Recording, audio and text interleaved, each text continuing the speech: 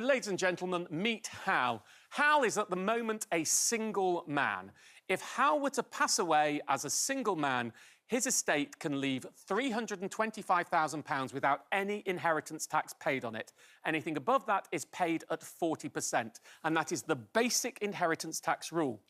But if Hal has direct descendants, so may they be children, stepchildren, adopted children, foster children, grandchildren, stepchildren, adopted children, foster grandchildren, then if Hal is leaving his main residence to them, he gets a further £175,000 allowance. So the maximum single personal allowance in your estate when you die is £500,000. With me so far? Yes. OK. Now, Hal has just got married. In fact, he's been married a long time. We're changing the scenario. Here he is. Hal is married to the wonderful Lou. So they are Hal and Lou Yar. Thank you very much. It may not be funny now, but when I sat writing this at home in a little dark room, I enjoyed it. So we have Hal and Lou Yar, and together they are lucky enough to have £1 million of combined assets. Now, there are two crucial married rules you need to understand when it comes to inheritance tax. Rule number one. The first thing is there is no inheritance tax on anything left between spouses, married or civil partners, not just living together.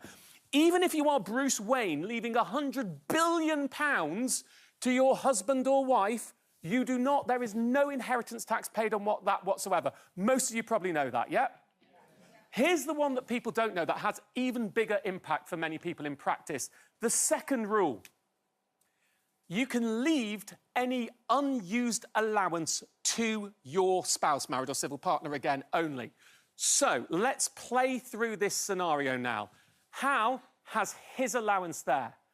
Lou also has the same allowance. They've got £1 million of combined assets. We'll assume, just for ease of explanation, it's £500,000 each.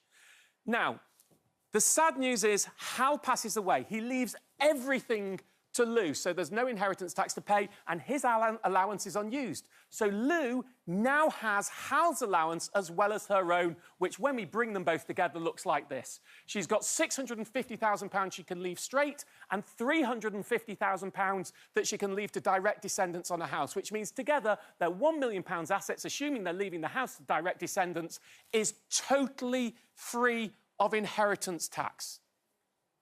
£1 million. Now, let's just take this back and imagine that Hal and Lou have been together 30 years, but they're not married. Here we go. So they both have their own individual allowances. They love each other. They live in the same residence. Hal is leaving everything to Lou. Hal passes away. Well, the first thing, he's not getting this £175,000 allowance because he has to leave his house to Lou because she needs to live in it. So he's going to have to pay 40% tax. His estate will pay 40% tax on the £175,000. Yeah, that's about 70 grand. Everything else is left to Lou, but he uses up his £325,000 allowance to do it because they're not married. Which means now Hal's gone. There he is. He's gone. So Lou has 930 grand because the 70,000 tax had to be paid. She's now got 930 grand. She's giving everything to the kids. They're joint kids together, but they're not married. There's £440,000 that she is going to have to pay inheritance tax on at 40%. If we add the tax on that to the tax that Hal paid because of the residence band, that is £240,000 of inheritance tax that the estate would pay that is not going to their children. And had they got married and done it right, it would be nothing. And that is the major benefit of marriage.